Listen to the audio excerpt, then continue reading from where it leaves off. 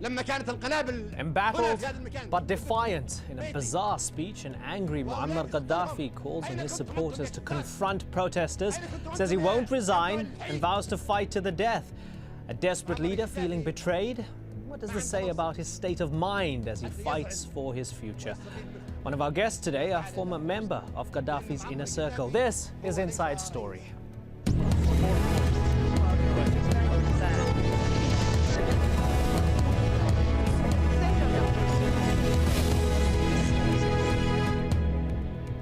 Welcome to the program. I'm Imran Garda. Libyan leader Muammar Gaddafi has apparently set the stage for a violent final showdown to crush ongoing protests against his rule across Libya. In an angry and ranting speech, Gaddafi said he hadn't ordered the use of force yet, but if he does, Libya will burn. He has also threatened to turn Libya into what he called another Somalia should his regime fall. Well, what is his state of mind at this point in time? We'll be talking to a panel of guests, including one of the closest aides to Gaddafi for 40 years. But first, Zainab Walji and this report. If his words were meant to calm and reassure Libyans, he failed miserably. Muammar Gaddafi's ranting and often nonsensical 75-minute speech confirmed that he has no intention to compromise. I will not leave the country, and I will die as a martyr at the end. Previously unquestioned loyalty to Muammar Gaddafi is fast unravelling, and the clearly paranoid leader made overt threats against his own people. And when they are caught and prosecuted, and they are begging for mercy, we will not be merciful, we will not be forgiving. His appearance would be amusing if the situation wasn't so tragic. Thousands of protesters have been killed and injured, many of them displaying the scars of brute force used against them. Gaddafi has controlled Libya with an iron fist for 42 years. Under his rule, the country was perceived in the West as a pariah state, accused of funding terrorism. He is said to have bankrolled Black September and the Munich massacre at the 1972 Olympics. He acknowledged that Libya had a responsibility in the bombing of Pan Am 103 that killed 270 people over Lockerbie in 1988. In the 80s, Gaddafi began work on what he saw as his great calling. Establishing a large Arab state across North Africa, it led to a 2-year war with Chad. Relations with the West, in particular the United States, improved in the past few years after Gaddafi dismantled his nuclear program. But that political honeymoon proved short-lived. During his 42 years in power, he has glorified himself as the great uniter of Africa, the great uniter of the Arabs. He even gave himself the title of King of Culture at a UN summit. And it's this detachment from reality that has made him the object of both political and personal fascination, not to mention ridicule. For years, Gaddafi has displayed eccentricities that baffled many. His entourage is made up exclusively of female bodyguards. His views of the world, religion and power are summed up in his so-called Green Book, a must-read for all Libyans. During his visit to Italy in 2010, aimed at cementing ties between Rome and Tripoli, he even tried to convert supermodels to Islam by handing out Qurans. Ronald Reagan nicknamed him the Mad Dog of the Middle East. Some say he is more of a jester of the court than the leader of a nation. Zainab Walji, Inside Story. Well, joining us now, our guests from Paris, Nouri al-Masmari, former head of Gaddafi's protocol. Mr. al-Masmari resigned 2 days ago from his post. He was a member of Gaddafi's closest circle. In fact, here you can see him walking with Gaddafi in Italy earlier. And from London, Mohammed al-Abdalla, the Deputy Secretary General of the National Front for Salvation of Libya. Thank you very much for joining us, gentlemen. Mr. al-Masmari, if I could start with you, you would have watched and listened to that speech by Muammar al-Gaddafi. What did you think? What's going on in his mind at this moment in time? Well, to be honest, what other force he has got? After using mercenaries, tanks, bombing by the Air Force, is there any other more forces to be used? What kind of forces there is still hidden? We've been using all all sorts of forces being used against the innocent Libyan people. Just they were marching to ask for their human rights, not more nor less. Did you expect him to respond in this way? Well, he already did it.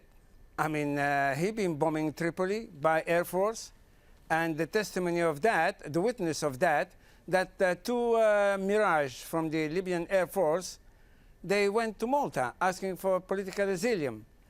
On top of that, he was sending two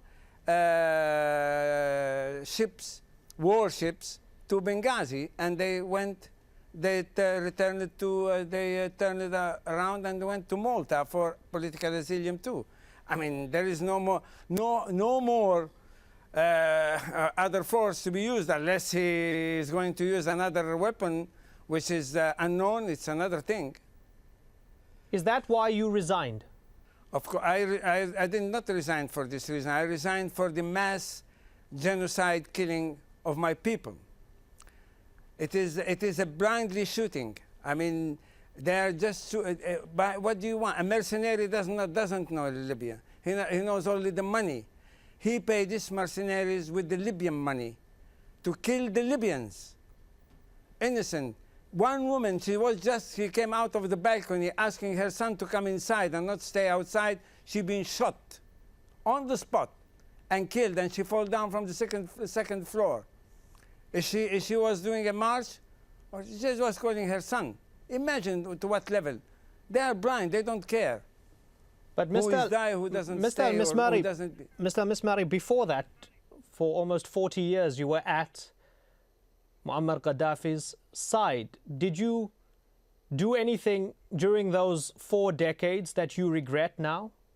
I haven't. Thanks God, I was performing my duty as a state chief of protocol, and the state chief of protocol did not do anything against his people. I mean, I am a diplomat, and first of all, I resigned for 15 years.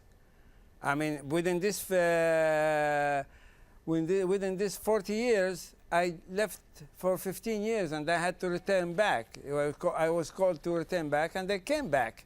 But I never done anything that makes me regret for that. Otherwise, I would not resign. I will be with him to protect myself as the other people. He say there are people with him now in his side, but they are not defending him. They are defending themselves, because if he will fall down, they will be judged for what they have done. They will be judged for all things that they regret now they are doing it. So that's why they are defending him. They are not defending him, but they are defending themselves. Mohammed al-Abdalla, do you agree with that? There's a lot of self-preservation that's going on at this delicate time. That's exactly what we're seeing. The ones who remain around him, including his sons, understand that it's a matter of survival right now. Gaddafi's disappearance and his regime's disappearance means the disappearance for them, the disappearance of the life as they know it, and as Mr. al-Masmari mentioned, they will face prosecution for what they've done, and some of them are just as brutal and just as guilty as Muammar al-Gaddafi himself. Muammar al-Gaddafi, gradually as he took power, he used force and he used brutality in the 70s against the students, where he publicly hung students who were marching, demonstrating, demanding rights in Benghazi and in Tripoli and in many other squares. He executed his opposition members abroad in the 80s, including here in London, in other places in Europe and in Arab Middle East countries. He executed probably the most brutal massacre that we saw. 1,200 prisoners in the Abu Slim prison who were unarmed. They were prisoners. They were in jail already. He executed them within a less than a 3-hour period. So these kind of brutalities is not a surprise to us as Libyans. However, nobody could expect that he would have this kind of a reaction to the uprising that happened in Libya. People were marching on the streets demanding their constitution, to have a constitution, to have their own democracy, to have their voices heard, to have a better life, a country that is earning billions and billions of dollars of oil revenue, where they don't even see anything reflected in their lives from that, their children being killed, their mothers being widowed, etc. This is what the people were asking for, and they were immediately met with live bullets, missiles, RPG, rocket-propelled grenades, things that you use in war, what two armies used against each other. In this case, security forces, okay, were using it against unarmed civilians. This is unimaginable. This is something that you only see in movies. Mr. Abdalla, usually, I mean, looking back at the speech again, and usually when leaders threaten their people, it's quite often veiled. They say something along the lines of, you will bear the consequences of your actions. This seemed to be far more explicit and overt. How dangerous and ominous is that, in your opinion? It's very dangerous because, like you mentioned, normally it's hidden within other messages. In this case, the message was clear from day one of the uprising, but at the same time, I think Gaddafi's speech and the way he was reacting, even his body language, his heavy breathing, even his clothes was ripped. You know, if you noticed, he was not in a normal place that he typically gives his speeches at. All of this is a reflection of a regime that's basically being toppled. There's very few people who remain around him. The first person that came up to meet him and hug him was one of his kids, Saadi al-Gaddafi. I think his inner circle right now is very small. Thus, he had to bring in even more mercenaries to try to execute his objectives of toppling this uprising. Both of you have mentioned the mercenaries. The mercenaries are not a new concept when it comes to Libya. These mercenaries have been used for decades by Muammar al-Gaddafi. Mr. al-Masmari, tell us about the dynamic between Muammar Gaddafi and those mercenaries and how they help keep him in power. No. Just let's make something clear. Those mercenaries may be being used for decades, but they were not acting against Libyans. Now they are acting against Libyans, and their operation is against Libya for the simple reason, because he has no more trust in the armed forces. And you know that because most of the armed forces, they went and let him down, and they went to the people. The security, the police, most of them, they are letting him down, and they are going with the people. So he has no trust, and he is using these mercenaries against the Libyans from parts of Africa. Not only that, because this Mirage, they went to Malta and this and that, now he has mercenaries pilot in the armed force, in the air force, and he using them. This is what I heard that coming from Tripoli, that some of the pilots was coming. Sorry to interrupt you. How does he recruit these mercenaries, and which African countries do they come from? Well, it's very easy to know that some of them are from Guinea, and they are very poor. I'm sorry to say that, but this is the reality. I mean, they are poor. He pays them with the money of the people. Some of them are from Chad. Some of them are from Niger. And they are not from government sources. They are not from government sources, say to say. They are local people, ex-army officers or ex-army soldiers, and they are homeless or they are without jobs, so they recruit them. And to recruit them, they are killing everybody. I mean, today I have seen they are burying people on the seashore for the simple reason they get lost after. Nobody can find them because they go with the water, and nobody can go to their grave and pray on their grave. On top of that, some of the dead people being burned, and so nobody knows who is that and who is the other one. What is this? I mean, this is just to be sitting on this seat and to be in charge. He said that I am not in power. He said the power is for the people. Okay, the people came out in the street and said, we don't want. Okay, let them do what they want. They want a constitution, let them do their constitution. They want the law, this is the right. How you can run a country without a constitution? How you can run a country and then you say this is revolutionary command? Revolutionary command, it doesn't exist.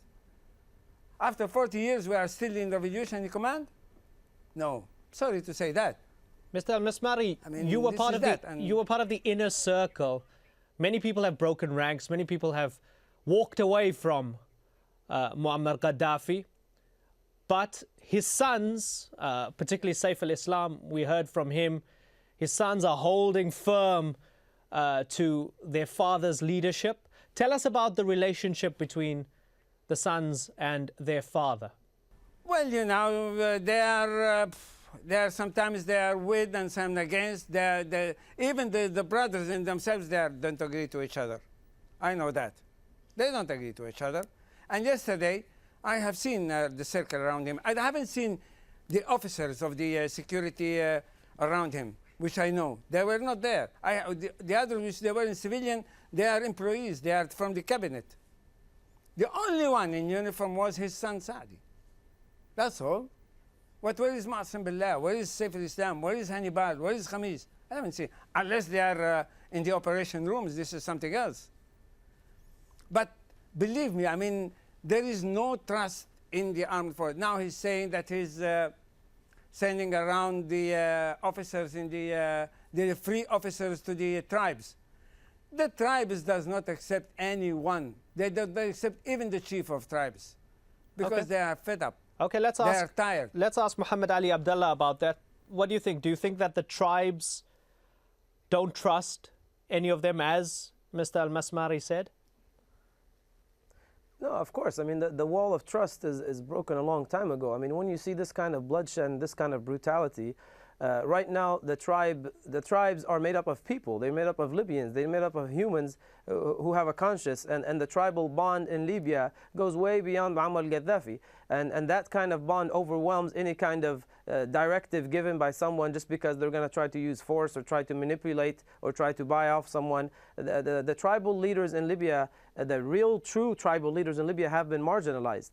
Gaddafi, that was one of the first things, in addition to the armed forces, as mentioned, he's marginalized them. He has basically scaled down their ability to be able to be effective within the society, within Libya. This is part of his mentality. He cannot accept that anyone else can be anywhere near his level of power. Therefore, anything that's within his level of influence, it has to be marginalized, including tribal leaders.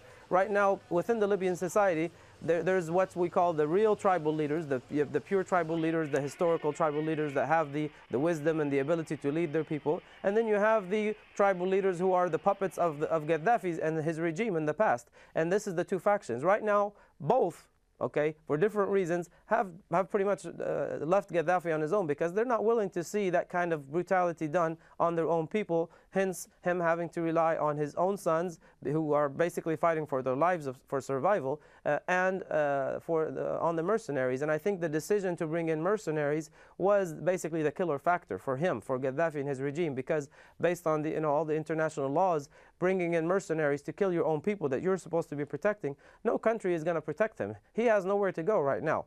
I want to go back to Nouri al-Masmari and talk about the Green Book. Muammar al-Gaddafi pulled out the Green Book during that long-winded speech again. He quoted himself from the Green Book. I wonder, to what extent, you know the man personally, to what extent is he actually ideological? Or was this all merely rhetoric of a man who would do anything to stay in power? Well, the Green Book, it's there, but has been implemented. Has it been implemented? It's never been implemented. It's like, we have a small story, says that there was a sheikh, imam in the mosque, and he was saying, please do this and that, give to the poor people, give to the money, give the poor people to eat, just like that. Then he has his daughter-in-law. She found a piece of rag that her father-in-law was using it when he goes back home. And there was a poor man came to the house and was asking for charity. So she gave it to him. After when her father-in-law came back and said to her, where is that rag I am using? She said to him, well, I gave it to a poor man. He said, why you did it? I need it. She said to him, but I heard you that you are talking to people that they must be good with the poor people. He said, but I am talking to them, not talking to me or to you. So the Green Book is for the others, not for him. Let's talk about the wealth of the country. To what extent is the wealth of the country within his family and inner circle? And for example, did you enrich yourself by being close to Colonel Gaddafi? Thanks to God, I never done it. Thanks to my family, I come from a rich family. I have even some of the wealth of my family there been monopolized, and I am still struggling to get it back. I never risk myself. I never touch the house of a people. I never tried to put in prison someone innocent. I never tried to kill someone or to be even helping to kill someone. I never did that. Muhammad Ali Abdallah, let's talk about the prospect of civil war. Gaddafi seems intent to fight to the death. You've got protesters in Benghazi and elsewhere who are also intent on fighting to the death. How real is the prospect of civil war, given that nobody seems to be wanting to give an inch? Well, I mean, I think what you described is not something that's a prelude to civil war. It's a prelude to an all-out war against Gaddafi, the people against Gaddafi. And I think that's what's unifying the people. So therefore, I think the conclusion is the possibility of civil war only exists if Gaddafi remains, God forbidding. So, excuse me. The civil war scare tactic, as well as the fundamentalist scare tactic and the oil scare tactics and all of these different scare tactics that he either directly or indirectly mentioned in his speech, these are things that Gaddafi is using to try to convince the international community as well as Libyans inside that my presence is your stability, which nobody believes right now. That wall of fear that he was able to use as a scare tactic doesn't work anymore. The people have spoken out. On February 17th, or even 2 days before that, people went to the street and said, enough is enough. You have to leave. We want our rights. We want to establish that. So the civil war possibilities is not even existent, in my opinion. And I think it's reflected in the reality today. When you look at this, is the 7th day since the first protest in Benghazi in front of the courthouse, in front of the security prison. Sorry. When you look at that, the possibility of civil war is not reflected in any of the actions taken. When you see the military leaders who have defected, the diplomats who have defected, the tribal leaders who have defected and are now leading the cities who are completely rid of Gaddafi's security forces, these people are talking about Libya. I just heard a few minutes ago Suleiman Mahmoud, who is the general leading the army in the city of Tobruk. Okay, he's one of the most influential people in the military. He's a retired general now, but he's still very influential. He made it very clear in his speech when he is now stepping on the side of the people, stepping out of Gaddafi's shadow with the people. He is talking about Libya, not his tribe, not Tobruk. The same thing from Mustafa Abdul Jalil, who was the former Minister of Justice. He is talking about Libya. All these tribal leaders, everyone is talking about Libya. So there is no civil war as long as Gaddafi is not there. Mr. Abdullah, we're running out of time. I want to get a final thought from Nouri al-Masmari. Mr. al-Masmari, does it embarrass or shame you that Libya, it seems, is forever synonymous with Muammar al-Gaddafi and that he is the chief symbol of the nation? Well, first of all, I would like just to say something before. I do agree 100% of what Mr. Muhammad Ali Abdallah was saying. There is no civil war in Libya. If there will be Libyan against Libyan, it's only for the simple reason will be Libyans, the pure Libyans of the people, against the supporter, which they were fighting and struggling for their survival, so not to be judged when he falls down. So as he said to you, Suleiman Mahmoud, General Suleiman Mahmoud, and Mustafa, the Minister of Justice, and Abdul Fattah Yunus, the Commander-in-Chief of the commandos and paratroopers, and he was a Minister of Interior, they left. They were not talking about their tribes. They were talking about Libya. We are never divided. There never have been or never happened in the history that Libyans were against Libyans. That will never happen again. But that he's trying to do to divide us so he can be in power. But this will not happen. But I feel very, very ashamed to have such a leader killing his people with mercenaries. There is I mean, why, what for? Just to be in the power? He said, I am not in power. Why he doesn't go down? As Mr. Muhammad Ali was saying, enough is enough. Okay. You must step down. Okay. If you ask me to step down, I will step down. Mr. al-Masmari, on that note, we'll leave it there. We have run out of time. Thank you very much for joining us from Paris, Nouri al-Masmari and Muhammad Ali Abdallah from London. It was a great pleasure speaking to both of you, gentlemen. And thank you so much for joining us here on this edition of Inside Story. As always, we welcome your comments, your suggestions, or your questions. You can email them to us at insidestory@aljazeera.net. Bye-bye.